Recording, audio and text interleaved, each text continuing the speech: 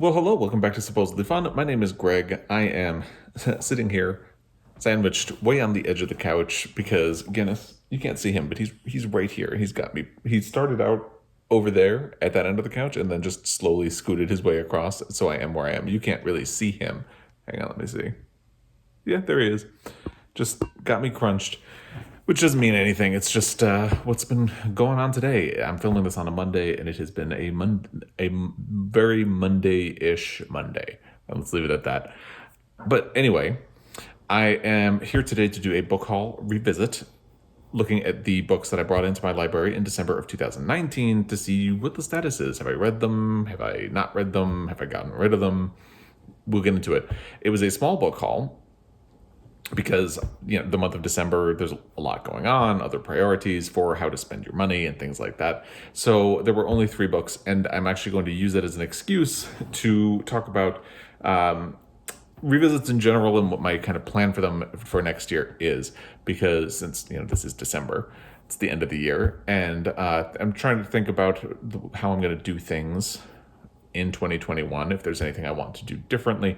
And I enjoy doing the revisits for myself, at least, because it helps me clarify my thinking about what I'm spending on books and what books I want to do through the library or a library app, and what books I really want to have as part of my library.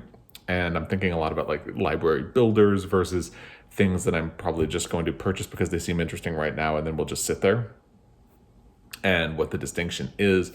And I find it very helpful for me to have this sense of accountability about what I read. So I want to keep doing them. What's going to be interesting is that I'm going to start running into times where I will have more than one haul that I could potentially revisit. I joined BookTube in December of 2018 and did not actually do any book hauls until March. Originally, I didn't think I was going to do book hauls. I thought everybody does those. I don't want to do it. But the thing is, I really enjoy bringing books into my library and then talking about them. So I stopped resisting and just said, you know what, if you enjoy it, do it. So starting in March, I will have book hauls from 2019 and 2020 that I could potentially revisit. And I'm trying to think about what format I should do for that. Basically, the way I can see it, I see it. I can either just continue covering the original haul from 2019 and keep revisiting that, but I don't really want to do that because I'll just be talking about the same books again and again and again. Or I could do separate videos, a haul revisit for 2019 and a haul revisit for 2020. But again, that sounds like more work for me and more of the videos on the same topic for you. So I don't think that one seems like a good solution. I think the best thing to do is try to cover both book hauls in the same video. And maybe if there's a month where one of those book hauls is really, really big and one of them is really small, maybe try to find a bit of a balance. Maybe there's a little bit more of an interest in one of them or some more pressing desire to talk about one right over the other, but try to find balance between the two of them. And so my plan has been that once I got to the point where I was 2 years out from having brought these books into my library, I want to try to make some hard decisions about whether or not they will continue to be in my library and whether or not I really want to prioritize them. And I had originally been thinking that I would kind of tie that into my 2021 reading goal when I decided what it was going to be, and I'm not ready to talk about it because I haven't figured out the exact format of what it will be. And I don't think I'm going to do that anymore. So it won't be tied into my reading goal, but I do still want to have, and I don't want to be strict about it. I was originally thinking that I'd have to be like really hard-nosed about it and make some tough decisions, and I don't really want to have to do that the more I think about it, because there are some books. I took a peek at the March one and I thought, okay, well, technically, if I really want to be hard about it, there are 3 books that I should probably unhaul, but 2 of them I feel like I would like to read at some point. So why would I try to make a hard decision about getting rid of them? So, as long as I still have a little bit of wiggle room in terms of space in my library. So until I'm really crunched for space, I don't have to make any hard decisions. And I was when I started doing haul revisits. So it's a different environment right now. We managed to add another bookshelf into the library, and that allowed me to spread out a lot and make a lot of extra room. So I think I'm still going to try to train a critical eye on them and say, okay, it's been 2 years since I brought this into my library. Am I reasonably going to be getting into this book? Is it something that I want to keep around and justify having the space, it taking up space on my shelf? So I am going to do that, but I'm not going to be as strict about it anymore. And then for the ones, the book hauls that I'm going to be revisiting for 2020, it'll be the same thing as this year, just kind of checking in with whether or not, how many of the books I've read, how many I have not read, if I've gotten rid of any in the time in between.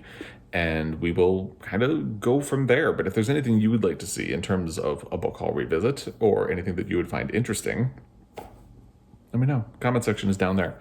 I think it'll be interesting. I have the luxury of saying that I can cover both years in one video now. It's going to be, I'm going to have to try to figure something out different when it comes to next year, like 2022, and haul revisits, because then I'll have 3 years, and that starts to get to be a lot. But also, hopefully, I will have read a chunk of, listen to me being optimistic, fingers crossed, hopefully I will have read a lot of the books that will be in there, and I could just kind of rattle those off and maybe look a little more critically at the ones I have not read, I don't know, we'll see. That's a year away. I don't want to go down that rabbit hole. But so that's kind of what I'm thinking in terms of planning for book haul revisits in the future. Like I said, if you have any ideas or thing requests, anything like that, drop it in the comment section down below. And then let's do this. Let's jump into the actual book haul revisit proper. So like I said, there were 3 books that I brought into my library in December of last year, and there was very nearly only one. And the reason there were 3 was that 2 of the books were from Book of the Month, and there was a book that I wanted, but it was an add-on, and I had this whole thing with Book of the Month, because it turns out you can't get an add-on if you don't pick one of the official selections. So I almost didn't choose anything. And so the first book to talk about is the one that I really wanted and ultimately got, and it's interesting because I don't have it anymore, because I read it and I didn't like it. It's Trick Mirror by Tolentino. It's a collection of essays about pop culture, and I ultimately read it as part of the BookTube prize. I judged a fiction round and then a nonfiction round in the first 2 rounds. I alternated. And in the second round, I did nonfiction, and Trick Mirror was in my group. And it's funny because there was no book in that nonfiction round that I did not like, but Trick Mirror was my bottom pick, and it did not advance to the next round either. I just felt it felt like a lot of the essays in this felt like padding, like they were kind of magazine articles that were really expanded to fill out a book, and like in a lot of cases, like she would be talking about, say, feminism in books or classic literature, and she could have used 2 or 3 examples, and instead she used like 10, and it was a little bit too much. And then a couple of them went down rabbit holes. Like she talked about her experience on a reality show, and she recapped almost every single episode of the show, and I was not interested in what the reality shows she was on was. I certainly was not ever going to watch it, and I did not need a lot of detail about what happened in each episode of the show. And I don't think she needed that. I think she could have glossed over that and gotten to the point without it. So I did not, all that just to say, I didn't really enjoy it that much. I thought there were some really smart points, but they were kind of muddied by this sense of like too muchness or like padding and things like that. And sometimes I didn't agree with her conclusions either, but I don't, since I don't have the book in front of me, and I did not watch my video about it before doing this, I can't remember any specific examples that I could point to. That's, the lazy booktuber's guide to preparation. I didn't look back in it, but I know there were a couple of times when I just didn't agree with her conclusion, and that's a little frustrating. So I thought it was a good book, but I definitely didn't think it was a great book. And when I had such a strong field of competitors for the BookTube prize, yeah, it was by a long shot my last place finisher for that nonfiction round. There were a lot of really good books in that nonfiction round, and in fact, several of those books from that round will be coming up on my best reads of 2020 list. So stay tuned for that. But it's funny now because then looking back at this haul revisit where I got it and I was so excited about it, I intentionally got, in order to get it, I got a different book. So it's just funny that I was so excited about it then, and it is the only book that I have fully read from this. There's one that I half read, but it's the only book that I fully read, and I didn't like it enough that I got rid of it. Life is funny. You never really know how it's going to work out. The other book that I got in order to get Trick Mirror was Long Bright River by Liz Moore. Now, this is kind of a chunky book. It's a bit of a mystery thriller. From what I remember, it's about a woman who is a police officer, and her sister has gone missing. Her sister has kind of struggled with addiction for a long time. And it's about her search for her sister and their relationship.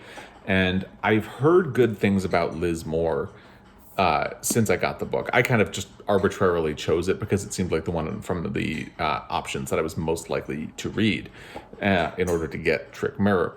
But once I had it, I heard a lot of really good things about Liz Moore. I have not gotten around to reading it. I actually had the audio on hold for a while, and I ultimately took it off of my hold list to put something else on, and I don't remember what else I put on. And never circled back to it because I figured if I had to make a tough call to take something off of my hold list to make room, the one that I have a physical copy seems like an obvious choice. But I feel like this is something I still want to read. I'm still interested. Every once in a while, I like to pull out a mystery thriller and just go with it. Winter Counts from this month is a good example of that. I could have just as easily picked this one up and not Winter Counts. So this is still something I'm going to get to. I have heard a little bit of a mixed reaction as time went on, but by and large, I've heard really good things about Liz Moore's writing since I picked it up. So it is something I will be looking forward to getting to at some point. And then continuing the kind of mixed bag that was my December 2019 book haul, the third and final book that I brought into my library last year was The Left Hand of Darkness by Ursula K. Le Guin. And I picked this up because at the time I did my book haul last year, I had already decided what my reading goal for 2020 was going to be. If you follow along, you know my reading goal this year was read outside your comfort zone. And I don't want to go into what went right and what went wrong with my reading goal this year right now. But I will say, I think I chose a reading goal that was too multifaceted. There were a lot of different prongs to it. So by the end of the year, I felt a little bit overwhelmed. So ultimately, this is the book that kind of caused me to suspend my Read Outside Your Comfort Zone challenge, because I needed to read a science fiction book as part of it. And I've heard so many good things about this one over the years. The premise sounded really interesting to me, and I've heard good things about Ursula K. Le Guin. I read one of her books in high school, did not really like it, but there's enough distance that you can kind of think, well, maybe I should revisit her and see. But I just was not in a good headspace for this book because it felt like an obligation, and I was so stressed trying to get a lot of other reading in it anyway. But it also undoubtedly was revolutionary at the time it was published, which I believe was 1969, and it deals with a planet where there is no fixed gender. The people on that planet move back and forth between male and female, and because they move back and forth and assume different genders, they don't have gender roles, obviously, because there's no gender role. You can't have an expectation that, like, okay, the women will do this and the men will do this if everybody keeps moving back and forth, because if you would constantly be changing what your role is. And obviously that was really groundbreaking as an idea in 1969. Parts of it feel more familiar now, at least the idea of it is a little more familiar. Obviously, it's still a great topic for science fiction because it is not something that we as humans are capable of doing, but the structure of it felt a lot like a series of essays on the topic to me, and I just really was struggling with it. thankfully, a lot of people commented and said that they had had similar problems with it, and that kind of gave me the strength to say, you know what, I'm not going to finish this book.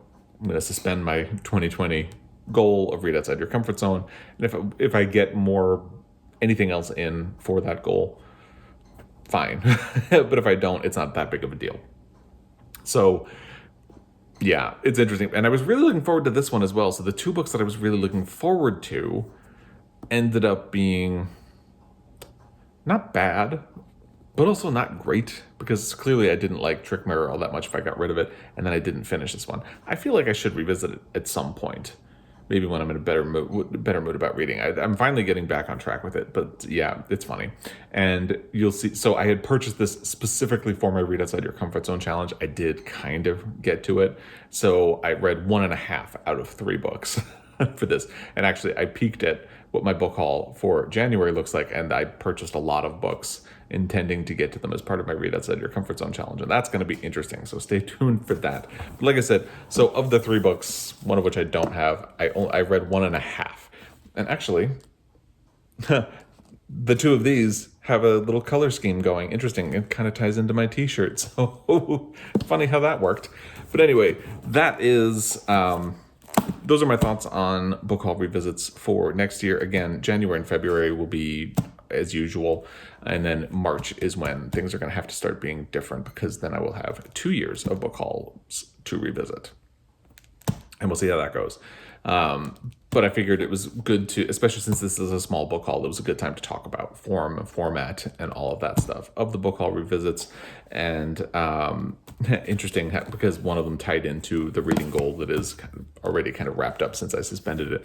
But I will be wrapping up in a more concrete way shortly. So if you have thoughts on these books, if you have thoughts on revisit plans or format for next year, let me know. And as always, I really appreciate your time. I will be back. Until next time, happy reading.